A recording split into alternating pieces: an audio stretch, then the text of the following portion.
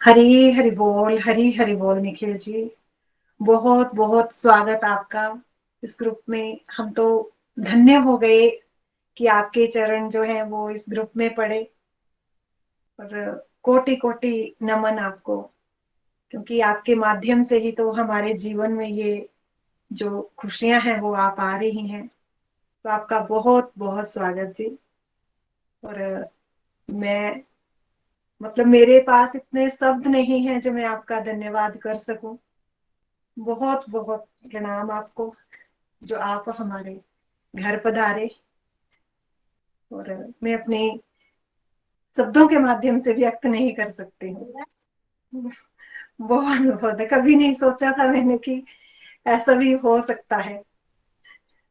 तो इसलिए बहुत बहुत आभार। मेरे पास शब्द नहीं है। थैंक यू निखिल जी, बहुत बहुत स्वागत है आपका।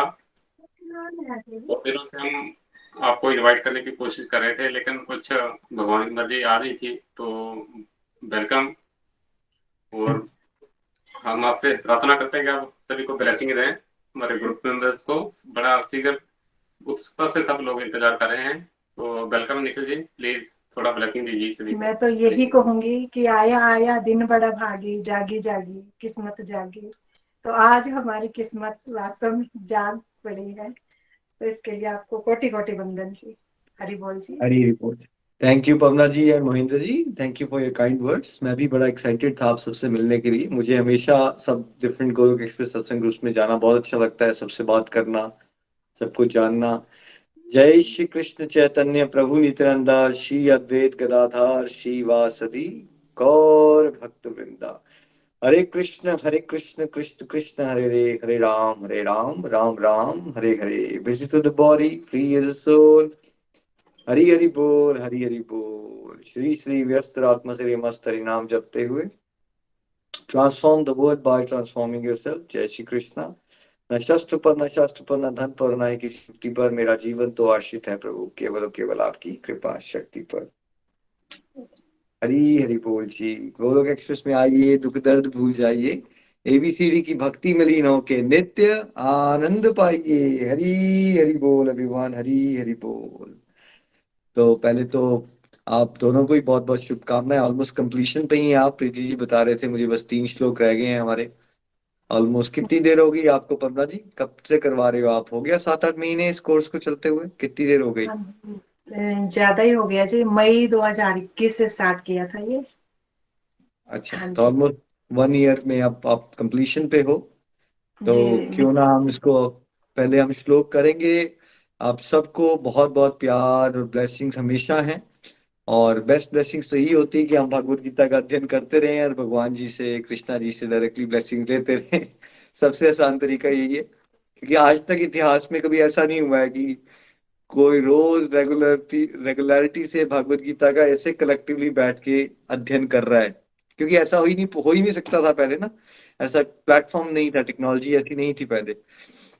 जब मैं ऑस्ट्रेलिया भी आया था 2006 में, तब भी हम अपने घर वालों से भी उतनी बात नहीं करते थे तब। 2008-9 के बाद थोड़ा स्काइप वगैरह हमने यूज करना शुरू किया। तो ये किसने सोचा था कभी ऐसा भी हो पाएगा कि हम सब फोन्स के थ्रू भगवत गीता का अध्ययन कर रहे हैं। मुझे तो अभी तक विश्वास नहीं होता, बट हो रहा है। सब भगवान की कृपा से हो रहा है। तो पवना जी और महेंद्र जी, हम पहले श्लोक रीडिंग कर लें जो जी। आपके 3 वर्सेस बचे हुए हैं। तो जी। आई थिंक टेक्स्ट नंबर 70, आप पवना जी या महेंद्र जी जो भी रीडिंग करना चाहते हैं आप रीड कर सकते हो।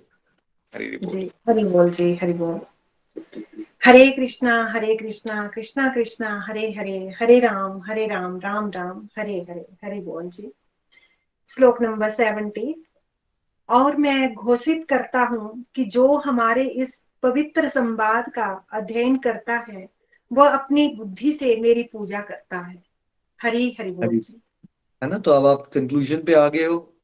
भगवत गीता का 18वां अध्याय पूरी समराइज कर रहा है, एक तरह से रिवीजन करवा रहे हैं भगवान। जो पहले बातें बताई हैं, अब उसको अलग अलग तरह से रिवाइज करवा रहे हैं, क्योंकि उनको पता है हम नालायक हैं और हम भूल जाएंगे बातें, तो बार बार रिपीट करते हैं। तो पहले क्या कहा उन्होंने?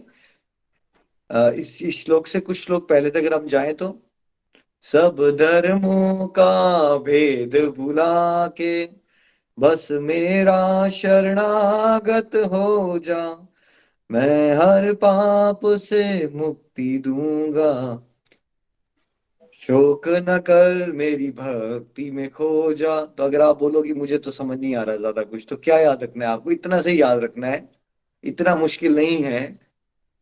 भगवान की शरण लेनी है।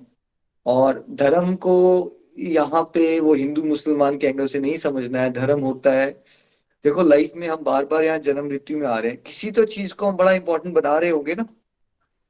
कुछ तो हम ऐसा इंपॉर्टेंट बना रहे होंगे जो हम भगवान से ज्यादा इंपॉर्टेंट बना लेते हैं। कुछ तो हमने पिछले जन्मों में भगवान से इंपॉर्टेंट बनाया हुआ था, तभी तो हम यहाँ जन्म मृत्यु में आए। अदरवाइज अगर हमने भगवान को ही सबसे इंपॉर्टेंट बना लिया होता तो क्या हम जन्म मृत्यु में आते दोबारा से? हम तो भगवान के साथ होते। तो जैसे द्रोणाचार्य ने किसको सबसे इंपॉर्टेंट बना लिया था? अपने बेटे के मोह को, राइट।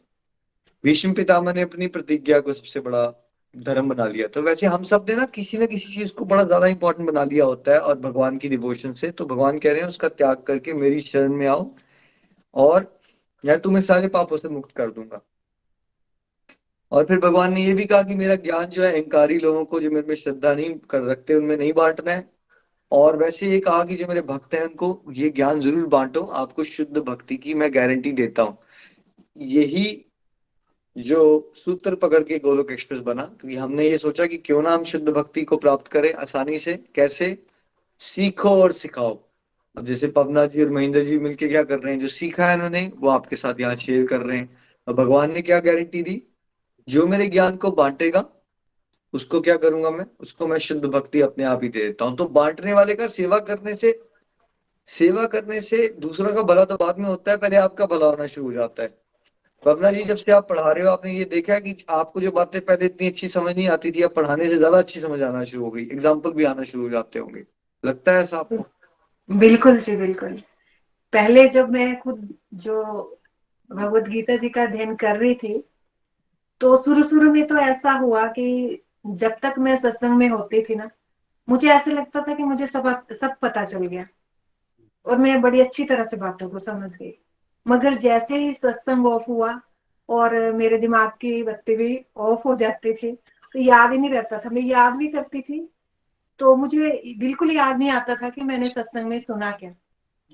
मगर जैसे जैसे नित्य निरंतर आपके बताए हुए मार्ग पर चलना शुरू किया, और वास्तव में जब से फिर मैंने यही कि ये जो इस 18वें अध्याय का जो 68 श्लोक जो है, उसको अपने जीवन में मैंने भी अपनाया।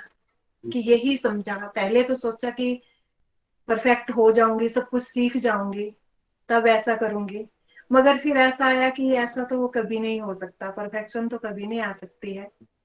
तो क्यों ना, जैसे हमारे गुरुजन बता रहे हैं हमें, कि जो कुछ भी आप सीख पा रहे हो उसे आगे बताओ, उसे आगे बांटो।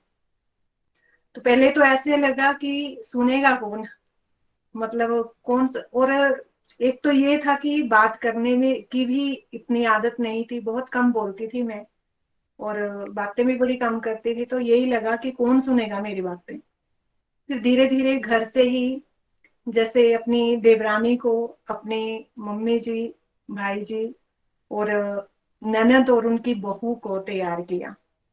मैंने उनसे पूछा कि क्या आप मतलब भगवत गीता जी का अध्ययन करना चाहेंगे। मगर उनकी भी मुझ पर बड़ी ही ये कृपा रही कि उन्होंने जैसे मैंने बोला उन्होंने हाँ कर दी। और बस वैसे ही ये सब कुछ जो है वो स्टार्ट हुआ, आपके मार्गदर्शन से और हरी कृपा से। तब ये बातें जो हैं वो मुझे याद भी रहने लगी, और धीरे धीरे मेरे मन बुद्धि में भी ये आई। तो यही कहना चाहूंगी कि बिल्कुल, थैंक यू पवना जी। देखिए क्या होता है ना, जितना हम बांटने का भाव रखेंगे, तभी गोलोक एक्सप्रेस हम क्या कहते हैं, sharing is caring, caring is love, love is devotion. जिसके अंदर जितना बांटने का भाव है, देने का भाव है, उसकी आध्यात्मिक प्रगति की गति उतनी ज्यादा तेज है। समाज में बहुत सारे लोग धार्मिक तो है ही है, इंडिया में तो ऑलमोस्ट हर बंदा ही धार्मिक है। दैट डजंट मीन उनकी आध्यात्मिक प्रगति हो जाती है, बिकॉज सबकी इंटेंशंस अलग अलग होती है ना। लोग पूजा पाठ भी अलग इंटेंशन, स्वार्थ से करते हैं बहुत सारे लोग। उसमें ये नहीं होता कि परोपकार हो जाए। किसी और का भला हो जाए। हर इंसान को लगता है, स्कूल में भी आप याद करो, कोई बच्चा अच्छे नोट्स बना लेता होगा तो उसको क्या लगता था, ये नोट्स मैं इसलिए बना रहा हूँ मेरे नंबर ज्यादा आ जाए, मैं क्यों दूं उसको, उसको पता चल जाएगा तो उसके नंबर भी ज्यादा आ जाएंगे। तो मैक्सिमम लोग मतलब ही होते हैं संसार में। लेकिन भगवान ने सूत्र हमें क्लियर कर दिया यहाँ पे कि भाई सीखो सिखाओ, जो आता है। कुछ सुनना चाहता है आपको, जैसे आपने कहा आपने अपने रिलेटिव्स को पूछा और उन्होंने हाँ कर दी, तो बस देखो, अगर परफेक्शन की वेट हम करते ना तो गोलक एक्सप्रेस बनता ही नहीं, क्योंकि मैं तो अभी तक नहीं परफेक्ट हुआ, इंसान कभी परफेक्ट हो ही नहीं सकता। परफेक्ट क्या होती है, हमारी इंटेंशंस होती हैं। अगर इंटेंशन सही है, साफ इंटेंशन है आपकी, फिर भगवान आपको बैकअप देते हैं और आपको शुद्ध भक्ति मिलती ही मिलती है, अगर आप बांटोगे तो जैसे आप बांट रहे हो। तो इसलिए जो बाकी लोग भी हैं, आपको क्या करना है, जो आ गया, जो समझ आ गया, आपको माला करना आ गई।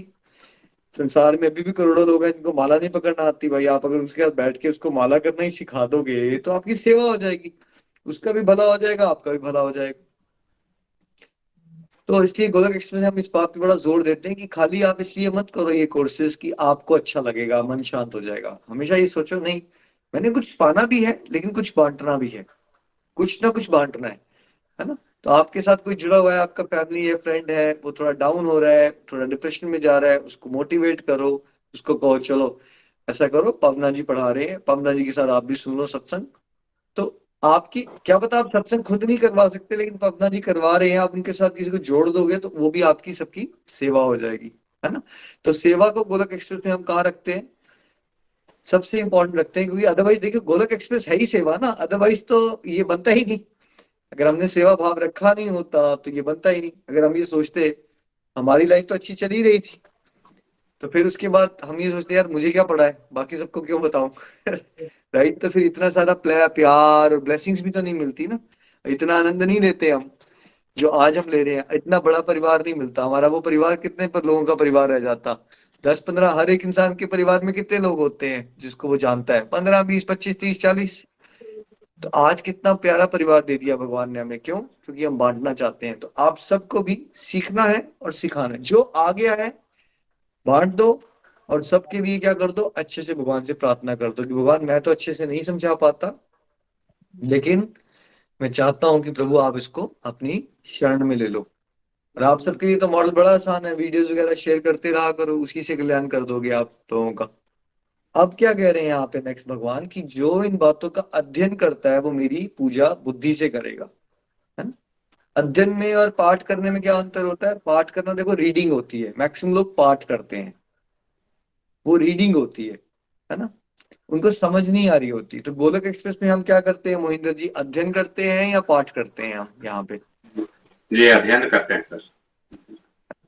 अध्ययन करते हैं। देखो एक ही श्लोक चल रहा है अभी तक, अभी तो मैंने उसको श्लोक एक्सप्लेन करना भी शुरू नहीं किया, हम उसका एक एक पॉइंट पकड़ के उसकी वो कहते हैं ना अंदर घुसते हैं, उसकी डायसेक्शन करते हैं, अच्छा इसका क्या मतलब है, इसका मतलब ये है। देखो अध्ययन और पाठ के बीच में अंतर जानने की कोशिश कर रहे हैं ना हम, फिर हम रीडिंग और स्टडिंग की बात करते हैं।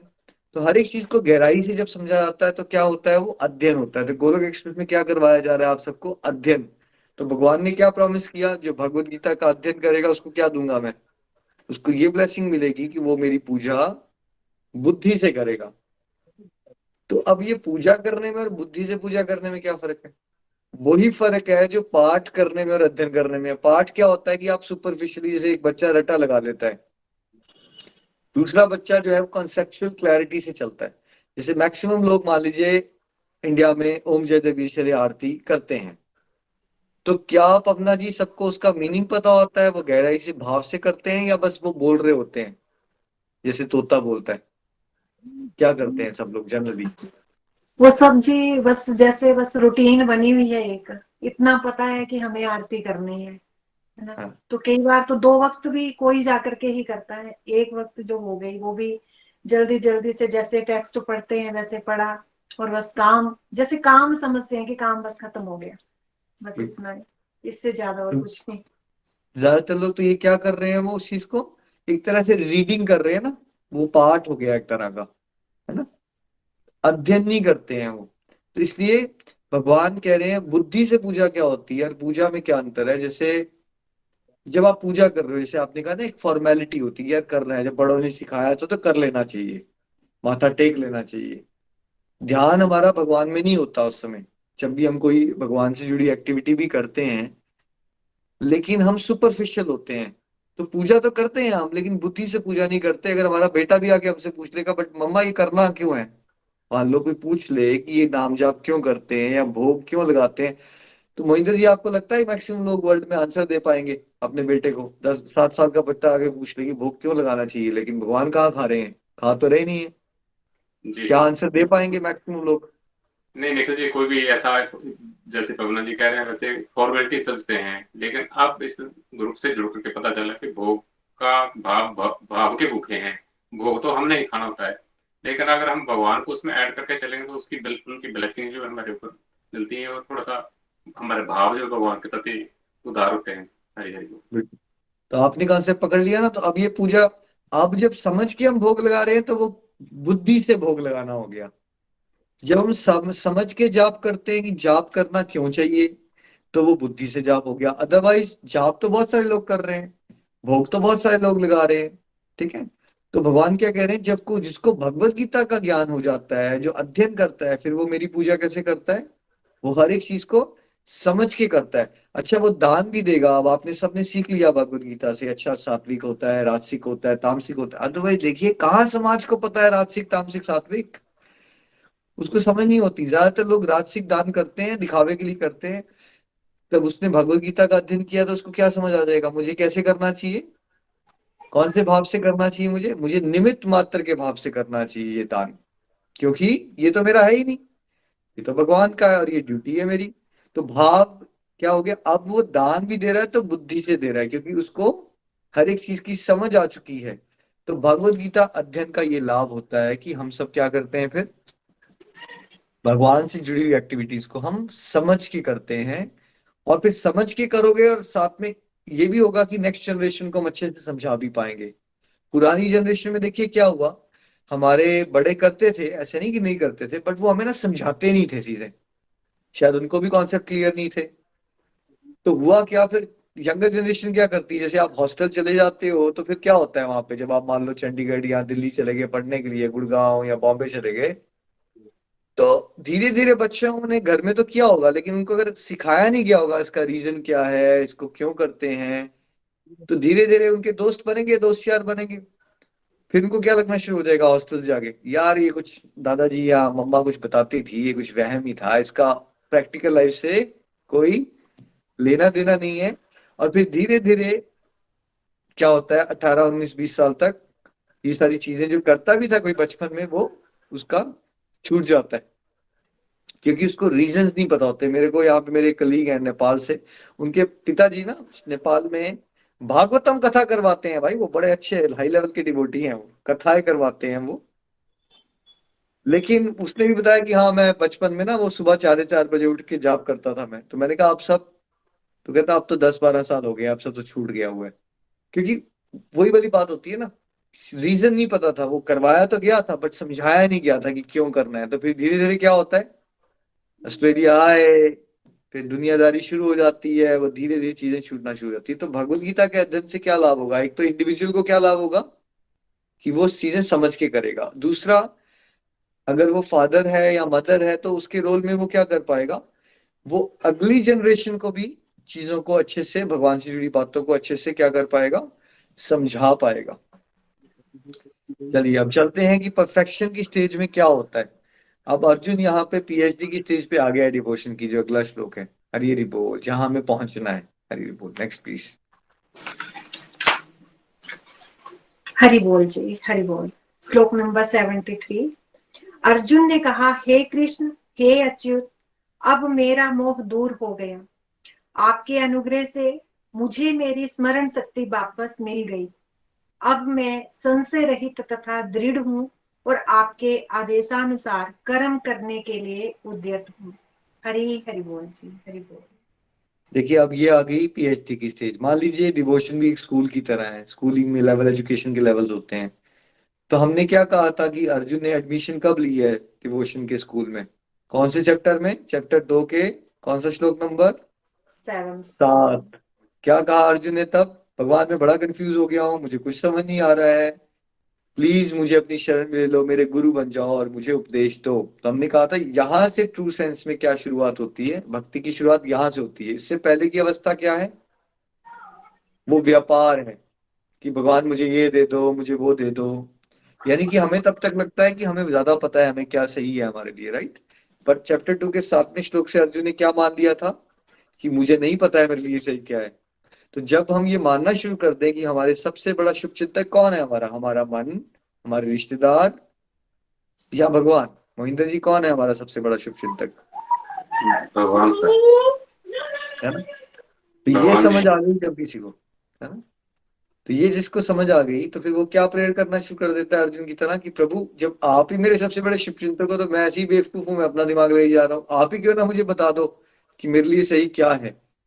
तो फिर वो मंदिर जाएगा या वो जाप करेगा तो उसकी प्रार्थना कैसी हो जाएगी, प्रभु मेरे को सद्बुद्धि दो, मुझे सद्मार्ग दो, आप मुझे बताओ मेरे लिए सही क्या है ना। फिर हमने क्या कहा था, डिवोशन की मीडियम स्टेज पे कब आई थी, चैप्टर 10 के 18 श्लोक में। तब अर्जुन क्या कहना शुरू हो गया था, भगवान मुझे ना आपकी बातें सुन के बड़ा आनंद आ रहा है, ऐसा करो आप मुझे अपने बारे में और बताओ। तो हमने क्या कहा था कि जब किसी को भगवान की भक्ति में बड़ा आनंद आना शुरू हो जाए और उसको अपनी प्रैक्टिकल लाइफ की समस्याएं इतना परेशान ना करें। अर्जुन पहले क्यों जुड़ा था, क्योंकि वो अपनी प्रैक्टिकल लाइफ से क्या हो चुका था, विचलित हो गया था ना, वो उसको समझ नहीं आ रहा था वो क्या करेगा, है ना। तो शुरुआत में भक्त क्यों जुड़ता है भगवान से, अपनी परेशानियों से बचने के लिए, दुखों को भगाने के लिए, कष्टों का निवारण करने के लिए। सभी लोग इसी तरह से जुड़ते हैं भगवान से स्टार्टिंग में।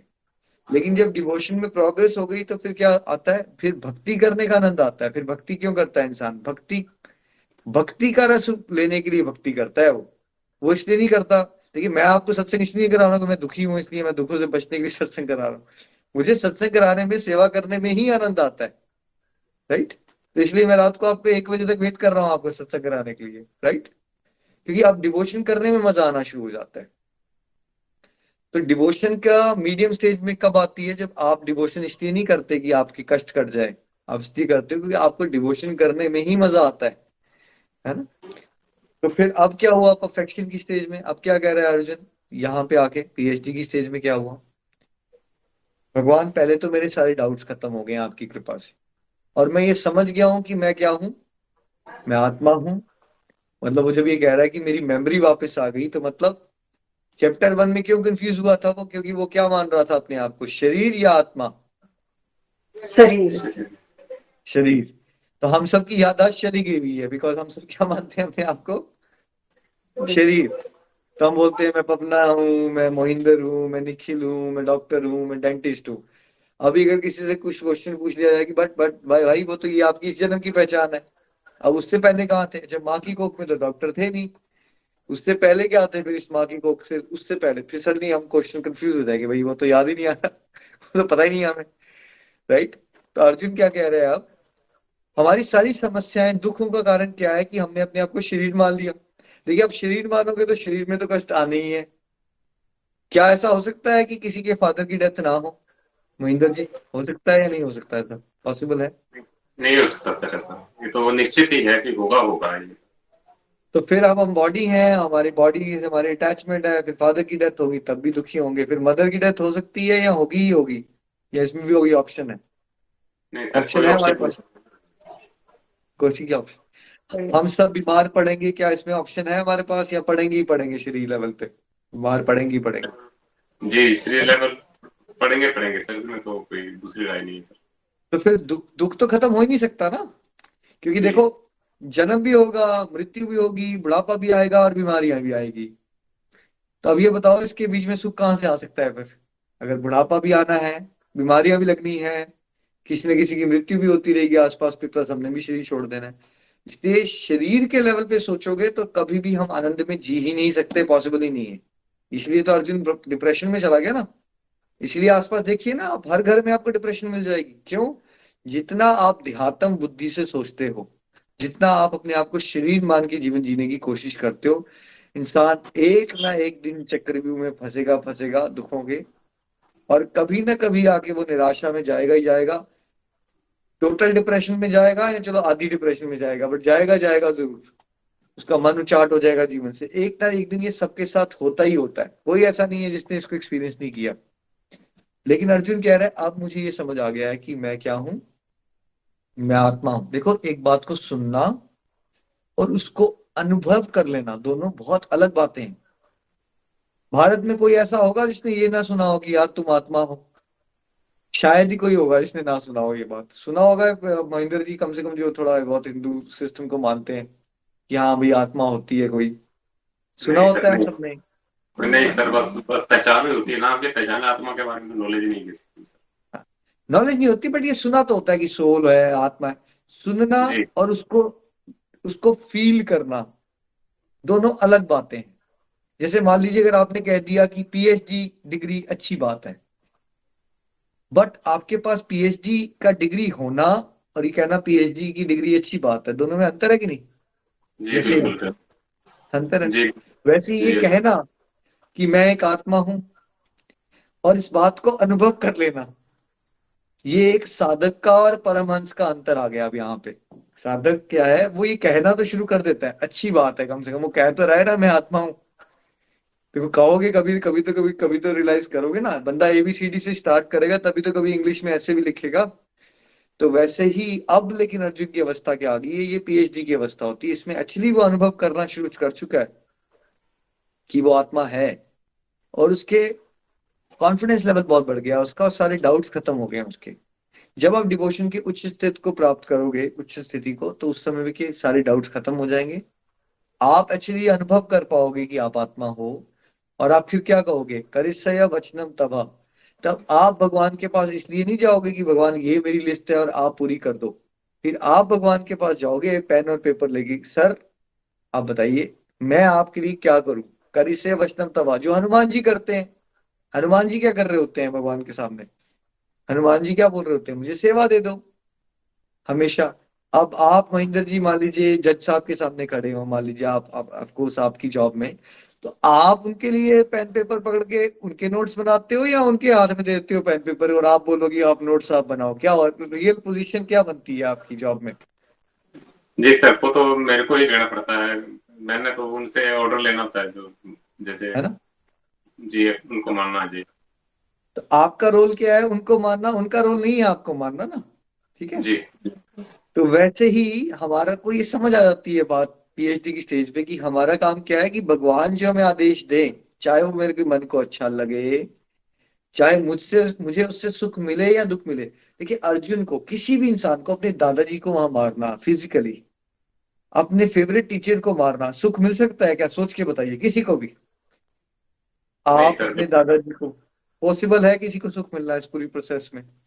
नहीं नहीं नहीं, बिल्कुल। मिल सकता है जो उससे एक्सपेक्ट किया जा रहा है वहां पे। बट वो क्या कह रहा है, करिष्ये वचनम तव। आप अगर कहोगे, जो भी कहोगे वही मुझे करना है, क्योंकि मेरा, देखो एक संसारिक इंसान में और भगवान के पहुंचे हुए भक्तों में क्या फर्क है। संसारिक इंसान हमेशा मेरा सुख मेरा दुख, मेरा फायदा मेरा नुकसान, मेरे रिश्तेदार का फायदा मेरे रिश्तेदारों का नुकसान, यहीं तक होती है उसकी सोच। और शुद्ध भक्तों की सोच क्या हो जाती है, प्रभु की प्रसन्नता।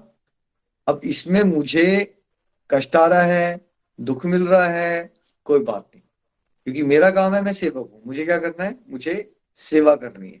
तो अपनी पर्सनल कंफर्ट और डिस्कंफर्ट का कॉन्सेप्ट क्या हो जाता है फिर शुद्ध भक्ति में, खत्म हो जाता है।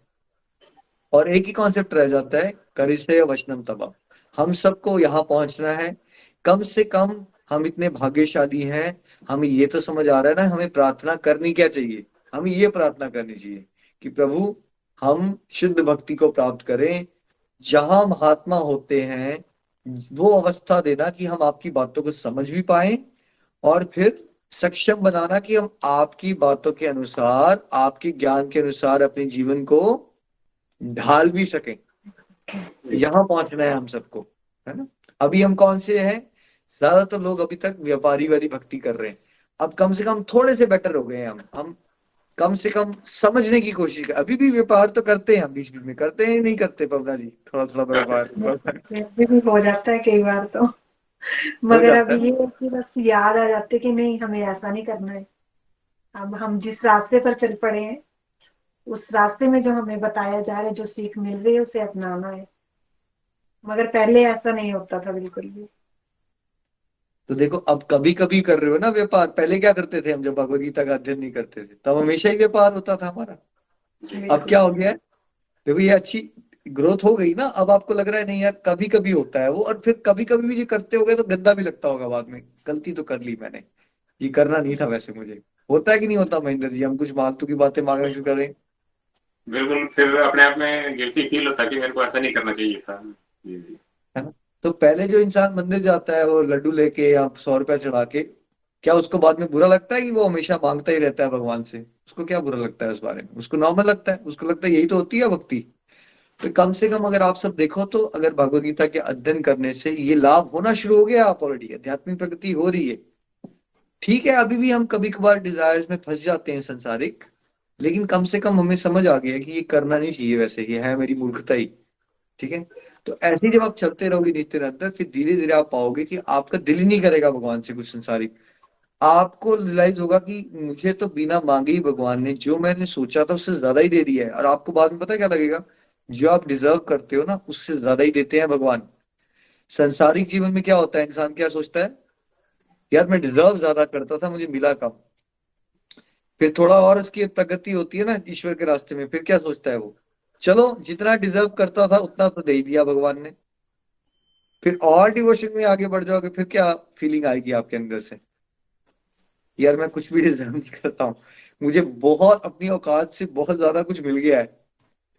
क्योंकि विनम्रता बढ़ती है ना, तो आप रियलाइज करते हो हम क्या डिजर्व करते हैं। क्या मैंने अपनी सोचने की शक्ति खुद बनाई हुई है? क्या मेरी बात करने की शक्ति खुद बनाई है मैंने? मेरे पास कुछ अपना है ही नहीं, तो मैं क्या डिजर्व करता हूँ? मैं कुछ भी डिजर्व नहीं करता। ये तो भगवान की कृपा ही है जो मेरे को सब कुछ दिया है भगवान ने। तो सडनली आपका भाव बदल जाता है प्योर डिवोशन में पहुंचते पहुंचते। तो हम सबको क्या मांगना है कि प्रभु हम आपकी सेवा करें, और हमसे आज तक जो गलतियां हैं उसके लिए हमें क्षमा करना। चलिए अब अगले लास्ट श्लोक पे चलते हैं। हरी रिपोर्ट। हरि बोल जी। श्लोक नंबर 78। जहाँ योगेश्वर कृष्ण है और जहाँ परम धनुर्धर अर्जुन है, वहीं ऐश्वर्य, विजय, अलौकिक शक्ति तथा नीति भी निश्चित रूप से रहती है। ऐसा मेरा मत है। भक्ति का उन्नत शुद्धतम चरण। हरि हरि बोल जी। हरि देखिए बोल। अब ये हाईएस्ट स्टेज पे आ गई ये, और ये पिछले वाला श्लोक। अब इसमें संजय जी को वेद व्यास जी ने क्या दी हुई है, दिव्य दृष्टि। संजय कौन है? धृतराष्ट्र के सारथी। वेद व्यास जी महाभारत के युद्ध से पहले आए थे कि धृतराष्ट्र तुम ले लो मुझसे दिव्य दृष्टि। तो धृतराष्ट्र ने क्या कहा था, भाई मैं जीवन भर अंधा रहा हूँ, अब मेरे बच्चों नहीं मरना है दोनों तरफ के, मैं नहीं देखना चाहता ये सब, तो आप ऐसा करो मेरे सारथी को दे दो। तो संजय भी भगवत गीता सुन रहे हैं, और लाइव टेलीकास्ट चल रहा है, और वो साथ साथ में क्या बता रहे हैं, बीच बीच में डिस्कशन करते हैं। अगर आप सबने महाभारत तो देखी होगी इंडिया में, तो वो होता है बीच में जो सीन आते हैं ना, संजय सुना रहा होता है वहां से, ये हुआ अब ये हुआ। तो अब संजय ने अपना फाइनल ओपिनियन दिया है कि जहां भगवान श्री कृष्ण होंगे, तो भगवान श्री कृष्ण हर जगह है, और जहां अर्जुन होगा, यदि भगवान का अर्जुन जैसा शुद्ध भक्त होगा, वहां क्या क्या होगा, वहां चार चीजें ऑटोमेटिक आ जाती हैं। ऐश्वर्य, किसी भी चीज की कमी नहीं होगी आपको, ईश्वर के रास्ते में आप बहुत आगे चले जाते हो। ये भाव से भक्ति नहीं करनी है, क्योंकि फिर भक्ति शुद्ध नहीं रहती। पर सच ये है कि जब आप डिवोशन में बहुत आगे चले जाते हो तो चीजें पीछे भागना शुरू कर देती हैं आपकी, क्योंकि लक्ष्मीपति को आपने प्रसन्न कर लिया ना। लक्ष्मी क्या है, ये जो चीजें हैं वो क्या है, ये वेल्थ, ये मनी, ये नेम फेम, कौन है? ये लक्ष्मी है। और भगवान कृष्ण कौन है, और विष्णु भगवान कौन है? विष्णु भगवान, कृष्ण भगवान लक्ष्मी के पति है ना भाई वो। तो अगर आपसे कृष्ण खुश हो जाते हैं, सारा ऐश्वर्य आपके पीछे भागना शुरू कर देता है। देखिए ध्रुव महाराज छोटे से बच्चे थे, जब उन्होंने भगवान को प्रसन्न कर लिया, दर्शन दिए भगवान ने उनको, 6-7 साल की उम्र के थे वो, तो उन्होंने अपनी गलती भी रियलाइज की, क्योंकि उन्होंने वैसे ना भगवान को करने की कोशिश की थी, ये सोचते हुए कि मुझे अपने पिताजी से बड़ा राज चाहिए, मुझे ब्रह्मा जी से बड़ा राज चाहिए। पर जब उन्हें उन्हें ज्ञान हो गया, तब उनको रियलाइज हुआ कि मैं कितना मूर्ख था कि मैंने भगवान से कुछ मांगना है। तो उन्होंने बोला कि नहीं, मुझे भगवान कुछ नहीं चाहिए, मुझे आपसे अब मुझे कुछ नहीं चाहिए, मुझे बस भक्तों का साथ चाहिए। कुछ नहीं मांगा भगवान से, लेकिन भगवान ने क्या दे दिया उनको। आप सब कहते हो ध्रुव तारा, ध्रुव तारा आज तक का इतना बड़ा गिफ्ट किसी ने को नहीं दिया भगवान ने। एक प्लेनेट हमारे पास, तो हमारी क्या सोच होती है कि हमें एक घर मिल जाए, 2 घर मिल जाए, 10 घर मिल जाए। क्या महेंद्र जी आप कभी ये भी एक्सपेक्ट करोगे कि पूरा शहर मिल जाए आपको? क्या हमारी सोच भी जा सकती है यहाँ तक? एक शहर मिल जाए आपको अपने लिए, जा जी सकती है? जी जी, पहले तो ऐसी सोचती, लेकिन अब तो सब चीजें मन से निकल गई हैं। तो बस यही चाहते हैं भगवान आप अपनी ब्लेसिंग रखना, चीजें ऑटोमेटिकली मिल जाएंगी सारी। ये तो सब है ना? मन का वहम है कि ये मेरा है, दूसरा कुछ भी नहीं है किसी का, सिर्फ भगवान के साथ ही भक्ति भाव चाहिए, बाकी कुछ नहीं। बिल्कुल। लेकिन एक संसारिक इंसान भी, एवरेज इंसान कितना ही सोच लेता है, यही सोचता है ना 2 4 5 घर हो जाएंगे। ये थोड़ी वो सोचेगा कि मेरे को दिल्ली मिल जाए या बॉम्बे ही मिल जाए पूरा, या भारत ही जी मिल जाए मुझे। इतना नहीं सोच, इतना तो सोच ही नहीं पाते हम लोग।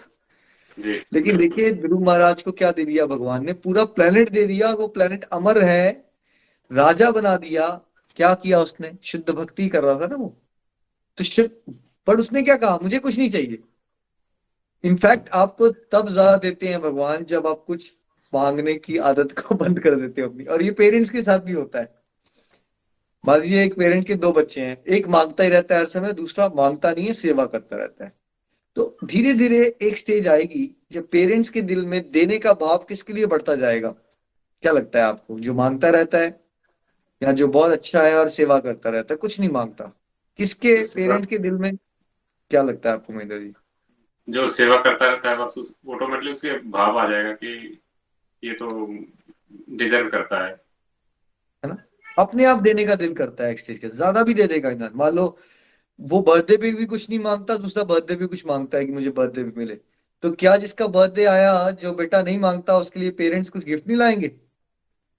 नहीं मांगता है वो, तो क्या गिफ्ट नहीं लाएंगे? वो भी लाएंगे। नहीं दिलाएंगे। है ना? तो भगवान तो ह्यूमन लेवल पे तो देखो, पेरेंट्स इतने आइडियलिस्टिक नहीं होते, लेकिन ये भगवान है ना, तो वो जब देते हैं तो क्या सुना है आपने, छप्पड़ फाड़ के देते हैं भगवान। तो जब ईश्वर के रास्ते पे आप चल पड़ते हो, तो ऐसा ऐसा ऐश्वर्य आपको मिलना शुरू हो जाता है जो आप कभी सोच ही नहीं सकते। सुदामा नहीं सोच के गया था। अभी अक्षय तृतीया आने वाली है, देखिए 3 मई को। सुदामा जी कृष्ण भगवान से मिले थे उस दिन, कुछ चावलों के दानों के साथ, और कुछ नहीं मांगा उन्होंने। वापिस आ गए, जब आए तो क्या बन गया था वहां? राजमहल बन गया था। ठीक है, वहां के राजा से भी बड़ा भव्य राजमहल मिल गया। तो भगवान के रास्ते में जो आप चलते हो निष्काम होके, सेवा भाव से, लेकिन जब भगवान जब देते हैं तो इतना ऐश्वर्य मिलता है आपको जो आपको कभी संसार में नहीं मिल सकता। और जय मिलना शुरू हो जाएगी, विजय मिलना शुरू हो जाएगी। एक तो आप अपनी बुरी आदतों से विजय प्राप्त कर पाओगे। जो आपको आदतें आपकी ऐसी लगती थी ना, कभी छूट ही नहीं पाएंगी। जब ईश्वर के रास्ते में आगे बढ़ोगे तो क्या होगा? सडनली आप ऐसी सी आदतों को अपनी सरलता से छोड़ पा रहे होगे जो आपको लगता था कि कभी मैं छोड़ ही नहीं सकता। तो विजय मिलेगी आपको। देखो, सबसे बड़ी विजय बाहर की होती है या अंदर की होती है? सबसे बड़ी विजय है हम अपने अंदर की गंदगियों को दूर कर पाए। ये सबसे बड़ी विजय होती है। तो ये विजय भगवान दिलवाएंगे आपको। और एक्सटर्नल सिचुएशन में भी कई जगहों पे आप फंस रहे हो, कोई ऐसी ऐसी सिचुएशन होगी जहाँ कोई सोल्यूशन नहीं मिल रहा था आपको ना, सडनली एक मिराकल होगा, एक दिन न्यूज आएगी और वो ऐसी पेचीदा सिचुएशन थी आपकी जहां ऐसा लग रहा था कि कुछ हो ही नहीं सकता, सडनली आपको भगवान वहां से बाहर निकाल देंगे। और जो डिवोटीज, आप 2 4 साल चलो आगे, आप सब ये बातें अनुभव करना शुरू कर दोगे, कैसे भगवान अलग अलग सिचुएशन में आपको विक्ट्री दिलवाते हैं। फिर क्या आ जाएगा आपके पास? एक्स्ट्रा ऑर्डिनरी पावर आ जाएगी आपके पास। देखिए, एक साधारण इंसान अपनी गृहस्थी नहीं संभाल पाता, जब वो भक्ति में आगे बढ़ जाता है। हनुमान जी की अवस्था देखिए, वो संजीवनी बूटी को पहचान नहीं पा रहे हैं तो क्या कर लिया उन्होंने पूरा का पूरा?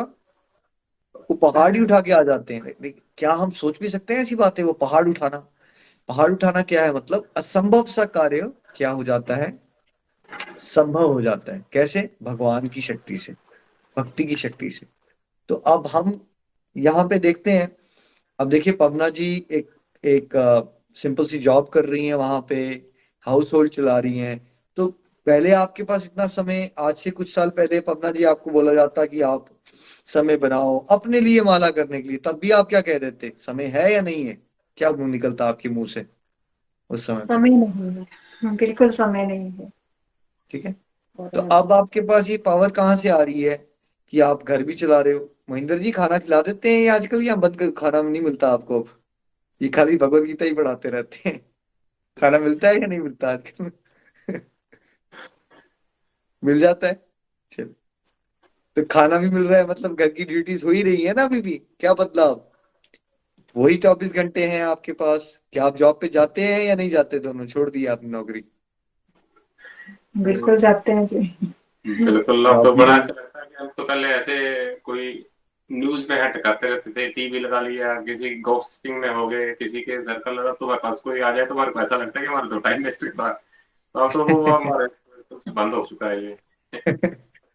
तो देखो, ये एक्स्ट्रा ऑर्डिनरी हुआ या नहीं हुआ? हम आपके एग्जाम्पल से समझने की कोशिश करते हैं कि एक इंसान बोल रहा था कि समय नहीं है हमारे पास, अभी वही 24 घंटे हैं। ठीक है, अभी आप अभी भी खाना खा रहे हो, अभी भी जॉब पे जा रहे हो, लेकिन अब आपके पास भगवत गीता पढ़ने और पढ़ाने का समय भी आ गया। ये एक्स्ट्रा ऑर्डिनरी हो गया ना। तो जी। भगवान क्या है, भगवान के रास्ते में चलने से क्या होता है कि इंसान जो है साधारण नहीं रहता, उसके पास असाधारण शक्तियां आना शुरू हो जाती हैं। तो देखिए, इतनी बड़ी बड़ी स्पिरिचुअल ऑर्गेनाइजेशन जो लीड करते हैं लोग, उनके पास कितनी पावर आ जाती है। ऐसे पेरेंट्स क्या कहते रहते हैं, कोई नहीं सुनता, कोई नहीं सुनता हमारी बात। तो भाई, अगर कोई सुनता नहीं है तो ये जो स्पिरिचुअल गाइड्स होते हैं इतने वर्ल्ड, उनके लाखों करोड़ों लोग सुन क्यों रहे हैं हमको? वो पावर आ गई ना। वाणी में पावर कौन डाल देता है? भगवान डाल देते हैं। जब भगवान के साथ जुड़े रहोगे तो आपके उस पावर आ जाएगी। आप एक्सेप्शनल ऐसे ऐसे काम करना शुरू कर दोगे जो साधारण तौर पे इंसान कर नहीं पाता। और पावर के साथ जनरली करप्शन आ जाती है। पावर ज्यादा आ जाए, अब वहां देखिए, वहां रशिया में क्या हो रहा है इस समय, पावर ज्यादा है पुतिन भाई साहब के पास, तो क्या हो रहा है, चलो कर लेते हैं लड़ाई, है ना। जी। तो पावर से जनरली करप्शन हो जाती है।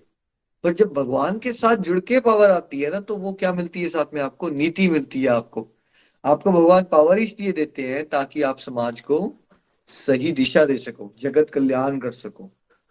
तो क्या हम सब चाहते हैं कि हमें ऐश्वर्य भी मिले, विक्ट्री भी मिले, पावर भी मिले और नीति भी मिले? तो इसके लिए क्या करना है हम सबको? अर्जुन की तरह वो राइट चॉइस लेनी है। अर्जुन भी महाभारत के युद्ध से पहले भगवान जी के पास गया, दुर्योधन भी गया। दुर्योधन ने रायनी सेना मांग ली, यानी कि भगवान से चीजें मांगने गया वो। सेना मांगना मतलब चीजें मांगना, धन दे दो, दौलत दे दो, पैसा दे दो, बेटा दे दो, बेटी दे दो। अर्जुन ने क्या कहा? भगवान मुझे आपका साथ चाहिए। ये चॉइस लेनी है आपको लाइफ में। क्या फिर अर्जुन के पास सक्सेस नहीं है? अर्जुन के पास भी सक्सेस है, लेकिन उसने अपनी सक्सेस को, एक्सटर्नल सक्सेस को पीछे रखा। उसने कहा भगवान बेशक आप निहत्थे हो, बट मेरे को आप ही का साथ चाहिए। ये चॉइस अगर हम लेंगे ना, फिर लाइफ की बाकी सारी चॉइसेस सही हो जाएंगी। श्रीमद् भागवत गीता की जय। हरे कृष्ण कृष्ण कृष्ण हरे हरे, हरे हरे राम राम राम हरे हरे। हरी हरी बोल एवरीवन। कंग्रेचुलेशंस पवना जी, मोहिंदर जी, बहुत बहुत शुभकामनाएं आपको। 1 साल से ये महायज्ञ चल रहा था और अब मिलजुल के हमने आहुतियां डाल दी हैं। फाइनल अब आपका ये यज्ञ कंप्लीशन पे है। बहुत बहुत शुभकामनाएं। और देखिए, कंप्लीशन पे आते ही नितिन जी चंबा से प्रकट हो गए हैं आपको आपके साथ बात करने के लिए। हरी हरि बोल, हरी हरि बोल। श्रीमद् भागवत गीता की जय, श्री राधा कृष्ण की जय। Thank you so much Nikhil ji, बड़ा आनंद आ रहा था। और मैं जरूर शुभकामनाएं देना चाहूंगा, because I am feeling very very very happy. और मैं देख रहा हूँ कि कैसे ये इतना बड़ा यज्ञ पवना जी, मोहिंदर जी ने मिलके कंप्लीट किया है यहाँ पर। और कितने सारे डिवोटीज और उनकी फैमिली मेंबर्स जो साथ में जुड़े हुए हैं, वो इसका लाभ उठा पाए हैं। खुशी इस बात की हो रही है कि ये यात्रा में भगवान ने मुझे माध्यम बनाया। और कैसे महेंद्र जी के साथ ना गपशप होती थी ऐसे ही कोर्ट से, जब वो फ्री होते थे, मैं भी बाहर होता था, तो थोड़ी नॉकिंग होती रहती थी। 4 साल 5 साल पहले थोड़ा थोड़ा करते कैसे वो कन्विंस हो गए। फिर वो आ, सत्संग में आना शुरू हो गए। फिर पवना जी, वो जो बात ही नहीं करते थे बिल्कुल कभी बात नहीं करते थे। तो कैसे उन्होंने लीड ले लिया। अब ये पता चलता है कि इनफैक्ट ये जो इनिशिएटिव था, ये पवना जी का इनिशिएटिव था। कितनी खुशी होती है इस बात को अगर हम सुने। और ये ऐश्वर्य नहीं है तो और क्या है, जो आखिरी वर्ष में हमने समझा, जो आप जिसको पॉइंट आउट भी कर रहे थे, ये पावर नहीं है तो और क्या है। ये नीति नहीं है तो और क्या है कि अपना घर भी चलाओ, अपने आप को भी संवारो, अपने बच्चों को भी पॉजिटिव साइड पे लेके जाओ, अपनी ड्यूटीज को भी अच्छी तरह से करो। और मुझे यही फीडबैक मिला है कि उन दोनों का प्रोफेशनल लाइफ भी बहुत बेटर हो गई है। फोकस ऑन वर्क पहले भी बहुत अच्छा था, लेकिन उससे भी बेटर हुआ है, कॉन्फिडेंस लेवल बेटर हो गया है, और साथ ही साथ फैमिली लाइफ ब्यूटीफुल होती जा रही है। और अब देखिए आप, लोग तरसते हैं कि भाई हम टाइम को अपने किस तरह से पास करें, और वो अब अपने टाइम को कितना ब्यूटीफुली यूटिलाइज कर रहे हैं भगवान की सेवा में। और ये इस प्लेटफॉर्म के माध्यम से इतने सारे लोगों का वो कल्याण का मौका मिल रहा है। बड़ी बड़ी शुभकामनाएं आपको, ईश्वर की कृपा इसी तरह से बनी रहे, आप इसी तरह से आगे बढ़ो, और खूब जोश के साथ दूसरों को भी जोश देते हुए ऐसे ही भगवत गीता का ये ज्ञान सागर में लोगों की डुबकियां लगाते रहो, और खुद भी डुबकियां लगाओ। आपका भी धन्यवाद करना चाहूंगा निखिल जी, बिकॉज मैं हर बार ये बात कहता हूँ कि मेरे लिए माध्यम निखिल जी बने, और मुझे माध्यम बनने का आगे मौका मिला, और मैं देख पा रहा हूँ कि कैसे अब ये ब्यूटीफुल जर्नी आगे जा रही है, और वो दीप से दीप जलते ही जा रहे हैं, दीपमाला बिल्कुल बन गई है। भगवान श्री हरि का जितना हम धन्यवाद करें उतना कम है। हरे कृष्णा कृष्ण कृष्ण हरे हरे, हरे राम राम राम हरे बहुत बहुत आभार, बहुत बहुत कोटि कोटि प्रणाम जी आपको, कि आपके माध्यम से हम अपने जीवन में ये खुशियां ला पा रहे हैं। इतनी प्रसन्नता, इतना आनंद है जो पहले कभी महसूस ही नहीं किया। सब कुछ था भगवान जी की कृपा से, ऐसा नहीं था कि किसी चीज की कमी थी, मगर मानसिक शांति की कमी थी, और हर वक्त जो है वो परेशान रहना। मगर मैं तो भगवान जी को सबसे पहले तो प्रणाम करती हूँ कि उनकी कृपा हुई, और फिर आप गुरुजनों की, जो हमारे लिए माध्यम बने और इतना अच्छा प्लेटफॉर्म दिया। मैं तो अपने आप में यही समझती हूँ कि जो लेडी कभी बात नहीं कर सकती है, उसने उतनी हिम्मत कर दी, वो सब आपके माध्यम से, आपके बताए हुए रास्ते पर चल करके। और जो खुशी सच माने मैं आपके चेहरे पर देखती थी ना, जैसे आप सभी में खुशियां बांट रहे हैं और कितने आनंदित रहते हैं, तो मुझे भी ऐसा लगा कि कुछ तो ऐसा करना चाहिए। और जब जब से ये भगवत गीता जी का अध्ययन करना शुरू किया और दूसरों में बांटना शुरू किया ना, सच मानिए वो आनंद मैं भी फील कर पाई। तो इसके लिए आप सबको कोटि कोटि प्रणाम, पूरी की पूरी डिवोटी एसोसिएशन को भी मेरी तरफ से बहुत बहुत प्रणाम, जिनके माध्यम से हमारा ये जीवन सफल हो रहा है। और मैं आगे भी यही प्रे करूंगी कि बस ये जर्नी यूं ही आगे बढ़ती रहे, आपका मार्गदर्शन मिलता रहे, और हम बढ़कर जो है वो सेवा में भाग लेते रहें, और हर घर मंदिर, हर मन मंदिर, जो आपका ये सपना है, उसको साकार करने में हम भी थोड़ा बहुत योगदान दे पाए। हरि बोल जी, हरि हरि बोल। तो कंग्रेचुलेशंस पवना जी, मोहिंदर जी एंड सभी को लोग जो इसमें इस पर्टिकुलर कोर्स में इंक्लूडेड हैं, सभी को बहुत बहुत शुभकामनाएं। कृपा आप सब पे बरसती रहे। सॉरी मोहिंदर जी, आप बोलिए। थैंक यू नितिन जी, आपके काइंड वर्ड्स के लिए। और ये सब कुछ आपकी प्रेरणा ही का रिजल्ट है कि जिंदगी में सब कुछ था, लेकिन ऐसा एसोसिएशन नहीं थी। एसोसिएशन बाजार वाली थी, उसमें मजा नहीं आता था। लेकिन अब तो हमारी जब भी बात होती है तो स्पिरिचुअलिटी के अलावा कोई बात ही नहीं होती है। तो आपका सानिध्य हमेशा बना रहे, भगवान से ऐसी कामना करते हैं। बहुत बहुत धन्यवाद आपका। Thank you very much. Hari बोल। हरी हरी बोल। तो क्यों ना अब, बिकॉज आज ना हमारा समय ऑलमोस्ट उस तरह से हो गया है कि हम बेशक एक दो सेशंस एक्स्ट्रा कर लेंगे, बट हम इसको 1 आवर का ही रखेंगे। तो आज बेशक आप अगर अपना कुछ भाव प्रकट करना चाहते हैं, और पन्ना जी या महेंद्र जी, या हम एक डिवोटी को सुने या फिर एक भजन की तरफ चल पड़े, क्या चाहते हैं आप बताइए। बाकी फिर कल कंटिन्यू करेंगे एकादशी के दिन। आप कुछ कहना चाहते हो? जैसा आप आदेश करें, अगर लर्निंग किसी की सुननी है तो एक डिवोटी को सुन लेते हैं, क्योंकि हमारे भाव तो वैसे आप जानते ही हैं। और अगर नहीं तो चलो, फिर कोई बात जैसा नहीं। आप कोई बात नहीं, ऐसा करते हैं हम एक डिवोटी को सुन लेते हैं और फिर भजन कर लेंगे। और बेशक कल आप दोनों भी बात कर लीजिएगा अपना, कि एक दिन आप कर लीजिएगा, एक दिन आप कर लीजिएगा जी महेंद्र जी, क्योंकि जी समय हो गया हुआ है। कई नए हाँ डिवोटीज जी को ऐसा फील होगा कि उनको किसी को भी मौका नहीं मिला। एक डिवोटी को मौका दे देते हैं।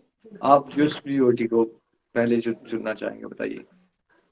हरी हरी बोल। नंदिनी जी, आप अपनी लर्निंग हरी से हरी बोल जी, जी। नंदिनी जी आपको बहुत बहुत शुभकामनाएं। हरी हरी बोल, हरी हरी बोल। बोल, हरि हरि बोल। आपको कोटि कोटि प्रणाम और आपका बहुत बहुत स्वागत हमारे सत्संग में। मैं पहले तो श्री हरि जी को का बहुत बहुत धन्यवाद करना चाहूंगी कि उन्होंने हमें इस काबिल समझा कि हम जो है इस महाप्रसाद को जो है वो ग्रहण कर पा रहे हैं। और फिर हमारे गुरुजनों का जो है मैं बहुत बहुत आभार और धन्यवाद करना चाहूंगी कि उन्होंने हमें इतना अच्छा और इतना दिव्य प्लेटफॉर्म दिया जो हम इस राह पर जो है वो चल पा रहे हैं। और मैं फिर अपनी पन्ना देवी जी को का बहुत धन्यवाद करना चाहती हूँ कि उन्होंने हमें इस ग्रुप से जोड़ा और हमें इस राह पर चलने के लिए प्रेरित किया। आज तो हमें ऐसा लग रहा है कि हम बहुत ही धन्य हो गए हैं कि हमारी जैसे ऐसा लग रहा है कि सब इच्छाएं जो हैं वो पूरी हो गई हैं। कभी हमने ऐसा सोचा ही नहीं था कि हम आपसे इस तरह से बात, कभी हमें भी मौका मिलेगा हम आपसे ऐसे बात कर पाएंगे। तो हाँ, आप हम सब के लिए तो ऐसा लगता है जब आप बात करते हैं कि हम भगवान का ही रूप हैं आप। और आपने जिस ढंग से ये पूरा सिस्टम जो चला रखा है वो ऐसा करने की कोई सोच भी नहीं सकता, क्योंकि सभी केवल जो है वो अपने बारे में सोचते हैं, दूसरों के बारे में कोई नहीं सोचता। तो आपने पूरी दुनिया को जो है वो हर घर मंदिर और हर मन मंदिर बनाने का जो बीड़ा उठाया है वो बहुत ही अच्छा है। और ये मिशन जो है आपका ये बहुत हद तक जो है वो सक्सेस भी हो रहा है। और हमें 2021 में जो है वो पवना जी के माध्यम से जो है इस ग्रुप से जुड़े, उन्होंने हम पर बहुत बड़ी कृपा की और हम रेगुलर जो है वो इस सत्संग को सुनते हैं और हमें बहुत ही आनंद आता है और इस माध्यम से हमने बहुत कुछ सीखा भी है। और मैं अपनी कहूँ कि जैसे कि हम ना मैं कभी किसी सत्संग में गई और ना ही कभी किसी यात्रा पर गई हूँ, तो हमारे लिए तो ये सत्संग बहुत ही इम्पोर्टेंट है, क्योंकि हम जितनी आपने घर बैठे ही हमें जो है वो सब कुछ मिल गया है और आपने बहुत कुछ हमें जो है वो सरल भाषा में जो श्रीमद् भागवत गीता जी का जो ज्ञान दे दिया है और बहुत अच्छे तरीके से आपने हमें ABCD का मॉडल दिया और आपने हर अध्याय में ये बताया कि हमें जो नेगेटिविटी को कैसे दूर करना है। तो आपने बताया कि हर वक्त जो है हरि नाम अगर लेते रहेंगे तो नेगेटिविटी जो है वो हमारे पास भी नहीं आएगी। और सच बताऊं तो इसका असर मैंने खुद अपने आप पर भी देखा है, क्योंकि अगर कोई भी चिंता या कुछ भी दिमाग में ऐसी कोई बात होती थी तो मैं जोर जोर से महामंत्र का जाप करना शुरू कर देती थी और उससे क्या होता था कि पूरी टेंशन का पता ही नहीं रहता था कि वो टेंशन कब जो है वो दिमाग से निकल गई। तो हरि नाम में जो है वो बहुत बड़ी शक्ति है और हरि नाम से ही हम जो है अपनी बुद्धि और मन को शुद्ध और कंट्रोल जो है वो कर सकते हैं। आपने भक्ति के साथ जो है हमें बहुत अच्छा जो है वो तरीका बताया हेल्थ इम्प्रूव करने का। और ये बहुत ही अच्छी बात है कि आपने हेल्थ के बारे में भी हमें पांचों हेल्थ के बारे में बताया कि उनको कैसे इम्प्रूव, हमने कैसे उनको ठीक करना है। और सबसे पहले तो हमें आत्म साक्षात्कार करना है और हमें आत्म सुधार करना है। और हम आत्म सुधार तभी कर पाएंगे जब हमारे कर्म जो है वो शुद्ध होंगे।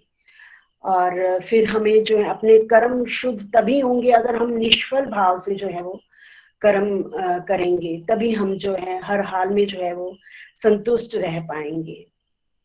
जैसा कि हम सभी जानते हैं कि गुरु बिन जो है वो ज्ञान नहीं मिलता। हम गुरु का हाथ थाम कर ही जो है वो भगवान की शरण में जो है वो जा सकते हैं। तो हम तो बहुत ही भाग्यशाली हैं कि हमें आपके जैसे गुरु मिले, जिन्होंने इतना बड़ा और इतना दिव्य प्लेटफॉर्म हमें दिया, और जिसके माध्यम से जो पीछे हमारा छूट गया था या हमने जो नहीं कर पाए थे, हम वो सब कुछ जो है हम बहुत अच्छे से करने की कोशिश कर रहे हैं। आपने जैसे हर श्लोक आपने जो बड़ी सरल और डेली रूटीन के जीवन से जो रिलेट करके हमें श्लोक समझाने की कोशिश की है, वह बहुत ही अच्छी है। एकदम से हमें इतने अच्छे इजी वे से आप बताते हैं कि हमें एकदम जो है वो समझ आ जाता है। और आपने हमें बहुत ही अच्छे जो है वो और फायदे वाले जो हैं वो स्लोगन दिए हैं, जैसा कि ना शस्त्र पर, ना शास्त्र पर, ना धन पर, ना किसी युक्ति पर, मेरा जीवन तो आश्रित है प्रभु केवल आपकी कृपा शक्ति पर। तो मुझे अब धीरे धीरे जो है वो ये समझ आ रहा है कि हमें कैसे जाप करने से जो है हम भगवान जी के करीब पहुंच पाएंगे। और हम सही मायने में तो अब हमने जैसे जीना सीखा है कि कैसे हमने भगवान जी को भोग लगाना है, कैसे उनकी सेवा करनी है, और कैसे हमने अपने 4S पिलर्स को जो है वो बढ़ाना है। और ये सब जो है ये सिर्फ आपकी ही कृपा से जो है वो हो पाया है। और लेकिन अभी मैं पूरी तरह से सभी बातों पर अमल नहीं कर पाई हूँ, और कोशिश कर रही हूँ कि एक एक कदम बढ़ाऊं, छोटे छोटे कदम, जैसा कि आप कहते हैं कि छोटे छोटे कदम जो हैं वो बढ़ाते जाओ। तो वैसा ही करने की कोशिश कर रही हूँ, और आपकी बताई हुई बातों को जो है वो अपने जीवन में उतारने की भी कोशिश कर रही हूँ। तो आपका जो है वो बहुत तहे दिल से जो है वो बहुत बहुत धन्यवाद करना चाहूंगी, जो आपकी वजह से जो है हम इस सुंदर गीत को जो है वो सरल भाषा में समझ पा रहे हैं। तो मैं 2 पंक्तियों के साथ जो है वो विराम देना चाहूंगी। राम नाम के हीरे मोती, राम नाम के हीरे मोती, मैं बिखराऊं गली गली, ले लो रे कोई शाम का प्यारा, ले लो रे कोई राम का प्यारा, शोर मचाऊं गली गली। हरे कृष्णा कृष्णा कृष्णा हरे हरे, हरे राम राम राम हरे हरे। बहुत बहुत धन्यवाद आपका, जो आपने हमें इस काबिल समझा, और भगवान जी का भी कि हम आपके दर्शन कर पाए और आपसे इस तरह से बात कर पाए। हरि हरि बोल। हरी हरी बोल, हरी हरी बोल। नंदिनी जी, एक बार फिर से आपको बहुत बहुत शुभकामनाएं। बड़ा आनंद आया, बड़े कॉन्फिडेंस से आपने अपनी बात रखी, और बड़े प्यारे प्यारे बदलाव आ रहे हैं आपके जीवन में, और आप समझ पा रहे हो अध्यात्म की इंपॉर्टेंस, भक्ति की इंपॉर्टेंस। गलतियां हो रही हैं, हम्बल हो रहे हो, रियलाइज भी कर रहे हो कमियां हैं, यही तो अच्छी बात है। ये रियलाइज कर लेना कि कमियां हैं, अभी हम अच्छे से नहीं कर पा रहे, इससे बंदा अहंकार के रोग से बच जाएगा। और डायरेक्शन मिल गई है आपको, आप छोटे छोटे कदम लेते रहिए, नित्य नित्य सत्संग में आते रहिए, धीरे सत्संग करते रहोगे, फिर साधना करने का भी दिल लगेगा, फिर कुछ ना कुछ सेवा की अपॉर्चुनिटी देते ही देते हैं भगवान, अपने आप कुछ ना कुछ अपॉर्चुनिटीज मिलना शुरू हो जाएंगी। सदाचार अपने आप इंप्रूव होता है over a period of time. चलते रहिए ऐसे ही। बहुत अच्छा लगा, और जो आपने ब्लेसिंग्स दी, एप्रिसिएशन वो सब भगवान श्री हरि के चरण कमलों में, क्योंकि सच यही है, उनकी कृपा से ही हम कुछ कर पा रहे हैं। अदरवाइज ये तो बात जो आपने सही कही, ये बात तो मैं कई बार खुद सोचता हूँ कि हो कैसे रहा है, लेकिन तो मुझे भी आंसर मिलता है ये सब कृपा शक्ति है। बिकॉज अदरवाइज 2009 में, मैं 2006 में आया था, 2009 में तो बस फोन पे अपने कजन वगैरह से बात करता था ना, मैं कभी ये सोच थोड़ी सकता था दूर दूर तक कि कभी ऐसा होगा, कोई नंदिनी जी से भी हम बात करेंगे, या पपना जी से बात करेंगे, वीडियो कॉल होगी। ये सब तो अभी भी मुझे नहीं समझ आ रहा है कि कैसे हो रहा है। तो एक ही आंसर मिलता है कि यही कृपा शक्ति है, जो आप सोच ही नहीं सकते। बस मेरे अंदर बस एक डिजायर थी कि मुझे जब ये ज्ञान मिला तो मुझे अंदर ये डिजायर थी कि ये बातें इतनी अच्छी हैं, ये जितने ज्यादा लोगों को पता चल जाए उतना अच्छा हो जाएगा। तो वो डिजायर थी और फिर भगवान उस पर कृपा करते रहे और करते रहे, कारवां बढ़ता गया। इसलिए हमेशा सेवा करने की डिजायर करो, पोटेंशियल भगवान दे देंगे। गड़बड़ क्या होती है, डिवोटी सोचते हैं मेरे अंदर पोटेंशियल नहीं है। भाई आपकी पोटेंशियल से थोड़ी होती है सेवा, ये मेरे पोटेंशियल से थोड़ी चल रहा है गोलोक एक्सप्रेस, ये सब भगवान की कृपा से होता है। बट अगर आपके अंदर डिजायर होगी ना कि मैंने सेवा करनी है, फिर देखिए भगवान कैसे आपके लिए रास्ते खोलना शुरू होंगे। और आपके लिए तो बड़ा आसान हो चुका है अब आप लोगों के लिए। वीडियो शेयर करो, डिवोटीज के लिए प्रार्थना करो, जहां भी जा रहे हो। गोलोक एक्सप्रेस की मॉडल में कुछ डिफरेंट तो करना नहीं है। जॉब पे जा रहे हो, घर पे हो, जहां भी हो, आपको लोग मिलना शुरू हो जाएंगे जिनको आप थोड़ा थोड़ा गाइड कर सकते हो, मोटिवेट कर सकते हो भगवान के रास्ते में चलने के लिए। थोड़ा ज्यादा इंटरेस्टेड हो जाए तो ये सत्संग चल रहा है, इसमें अब नया कोर्स शुरू होने वाला है आपका, या नए कोर्स में ऐड कर दो, दैट्स इट, और आपकी भी सेवा हो जाएगी। नंदिनी जी बेस्ट विशेष, और ऐसे ही आप आगे चलते रहिए। हरी हरी बोल, हरी हरी बोल, कंग्रेचुलेशंस। पवना जी आप कुछ कहना चाहते हैं महेंद्र जी नंदिनी जी को? हरी हरी बोल, हरी बोल जी। मैं आपके साथ ये शेयर करना चाहती हूँ कि ये मेरी देवरानी है और बहुत ही रेगुलर डिवोटी, बहुत अच्छे तरह से अपनी लर्निंग सुनाती हैं। और घर में भी इन्होंने इतने अच्छे से, मतलब ये जो कुछ भी समझ पा रही हैं, आरती को इन्होंने अपनाया है। सभी इकट्ठे ये आरती करते हैं और भगवान जी की सेवा में हर वक्त जो है वो लगे रहते हैं, भगवान जी के लिए वस्त्र सेवा या हर चीज, मतलब। और साथ में ये भी कि मेरी एब्सेंस में ये सत्संग भी करवाते हैं। तो बड़े अच्छी तरह से जो है वो इस मार्ग पर आगे चल रही है। तो मैं बस यही प्रार्थना करूंगी कि बस ये यूं ही आगे बढ़ती रहें भक्ति के रास्ते में, और खुद भी आनंदित रहें और दूसरों को भी आनंद प्रदान करें। हरी हरी बोल जी, हरी हरी बोल। Thank you Hari Hari Nandini. बोल। थैंक यू पवना जी, आपने बताया यही तो है घर घर मंदिर। आप देवरानी है आपकी, यही गोलोक एक्सप्रेस का मॉडल यही है। एक फैमिली का एक मेंबर दूसरी फैमिली मेंबर को इंस्पायर करे, ऐसे ही घर घर मंदिर हर मंदिर होगा, है ना? नहीं तो लोगों का ना ट्रस्ट उठ गया है। वैसे भी कोई बाहर से आते हैं, लोगों ने इतनी न्यूज सुन ली है, लोगों को लगता है यार वो पता नहीं कौन है, वो बाबा जी हैं, वो पता नहीं क्या हो जाएगा हमारे साथ। वेराज अब नितिन जी ने जब महेंद्र जी से बात की ना, तो ये जरूर होगा नितिन जी पे महेंद्र जी कभी शक नहीं कर सकते, क्योंकि जब जिसको आप बचपन से जानते हो ना, उस पर ऐसा डाउट नहीं आ सकता, है ना? तो वहां पे एक प्योरिटी का रिलेशन तो बना ही होता है ना, एक अलग तरह का रिलेशनशिप होता है, इसमें सिंसेरिटी होती है। तो इसी तरह से कारवां बढ़ता जाएगा। महेंद्र जी आप कुछ कहना चाहते हो नंदिनी जी को? जी जी नंदनी जी, बहुत बहुत धन्यवाद। मैं निखिल जी बताना चाहूंगा कि मेरे छोटे ब्रदर के वाइफ हैं। मेरे ब्रदर राकेश जी हैं, एडवोकेट हैं, और नितिन जी बड़ी अच्छी तरह से इनसे परिचित है इनके, और हम जॉइंट फैमिली में रहते हैं निखिल जी। और ऐसा है कि हम ब्रदर के साथ साथ बहुत अच्छे फ्रेंड्स भी बहुत अच्छे हैं। जैसे आप निखिल और नितिन का तालमेल है, तो हम भी कोशिश रहती है कि इसी ढंग से चला जाए। और जैसे पवना जी ने बताया कि हमारे घर में सुबह शाम जरूर आरती की जाती है, भगवान को भोग लगाया जाता है। तो ये सब आपकी ही प्रेरणा स्वरूप है। पूजा तो पहले करते थे, धार्मिक तो थे, लेकिन अब आध्यात्मिक क्या होता है वो आपने बताया। तो इन चीजों के लिए बहुत बहुत धन्यवाद। हरी हरी बोल। थैंक यू, बहुत बढ़िया। यही तो है घर घर मंदिर। एक एक घर में ऐसे जोत जलती गई तो बन गया घर घर मंदिर, हर मंदिर। और हमें कोई टेंशन नहीं लेनी है कि करोड़ हुए या 10 करोड़ हुए, ये भगवान का प्लान होता है। एक घर मंदिर बन गया, एक मन मंदिर बन गया, तो क्या हमारी सफलता है नितिन जी? क्या हम सफल हो गए? 100% सक्सेस है हमें। देखिए कई बार ये करोड़ों की बात हम इस तरह से करते हैं मोटिवेट करने के लिए ना, एक दूसरे को, अपने आप को भी जोश में रहने के लिए। बट ये बात हमेशा याद रखनी है कि हमारे लिए तो ये बोनस ही बोनस है। अब जैसे राकेश जी की वाइफ को मैंने सुना, बड़ा अच्छा लगा मुझे कि वो भी अब इस तरह से नंदिनी जी को सुन के बड़ा अच्छा लगा। And my best wishes to her as well. इस तरह से वो आगे चले। And I know the family ना, तो बहुत अच्छी तरह से ये लोग ऑलरेडी, इनकी बॉन्डिंग बहुत अच्छी थी। और जैसा महेंद्र जी ने कहा, अब वो धार्मिक से अध्यात्म की तरफ बढ़ गए हैं और एक विजन क्लियर हो रहा है कि फैमिली को आगे किस तरफ लेकर जाना है हमें।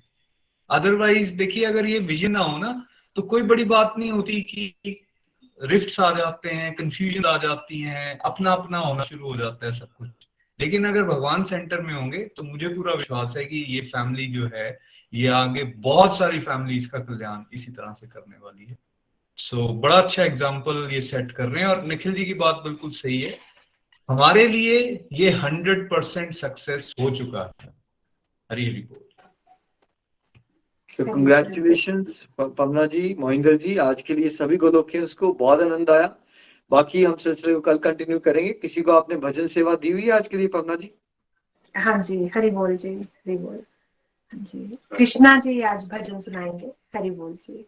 हरि बोल। कृष्णा जी, आपको भी बहुत बहुत शुभकामनाएं।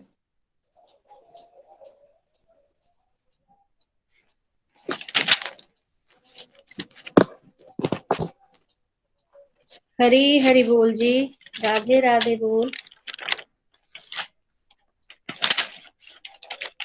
जगत के रंग क्या देखूं, तेरा दीदार काफी है।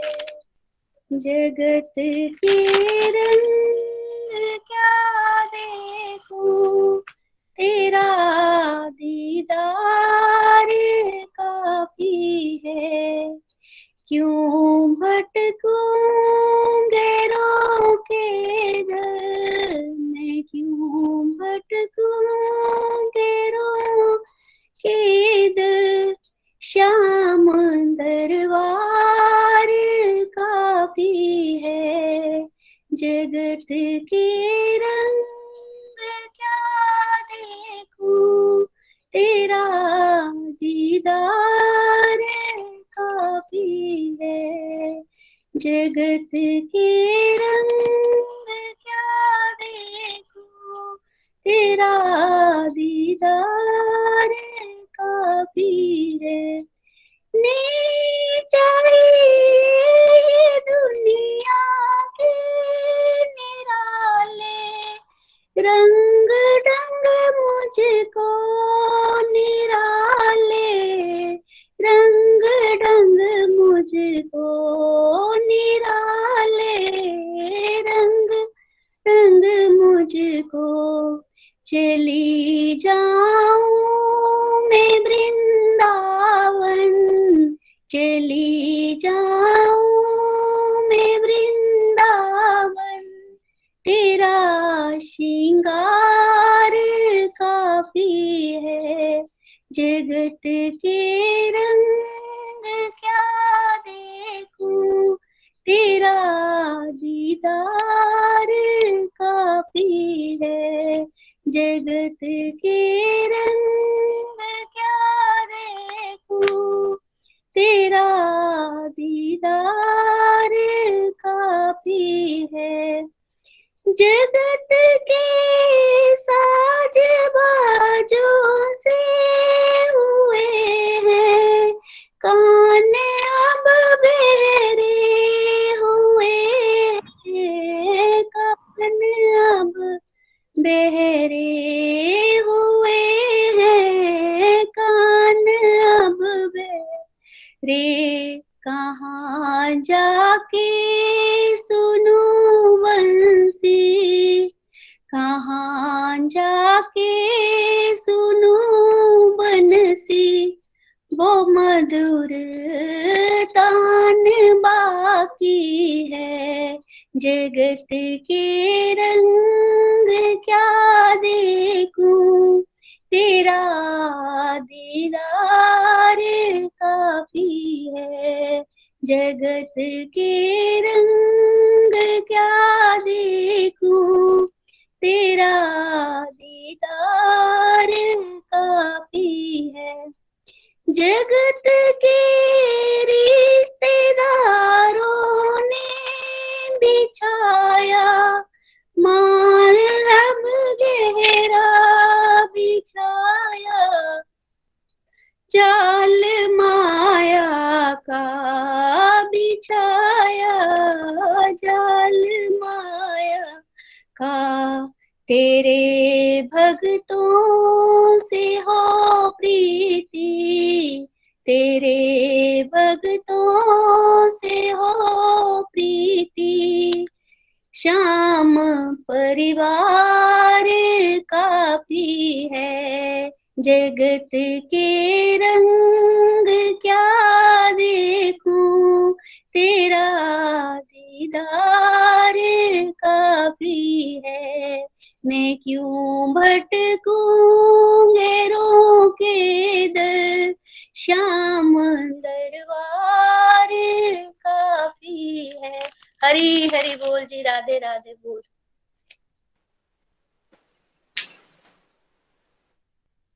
Thank you so much Krishna ji, बहुत आनंद आया, बहुत ही प्यारा भजन सुनाया आपने और चेरी ऑन द केक हो गया। बड़ा ब्यूटीफुली सत्संग को आज हम क्लोज कर सकते हैं। एक बार फिर से आप सबको बहुत बहुत शुभकामनाएं और बाकी सभी को हम कल मौका जरूर देंगे। तो सभी लोग अनम्यूट करके वीडियोस पे आ सकते हैं।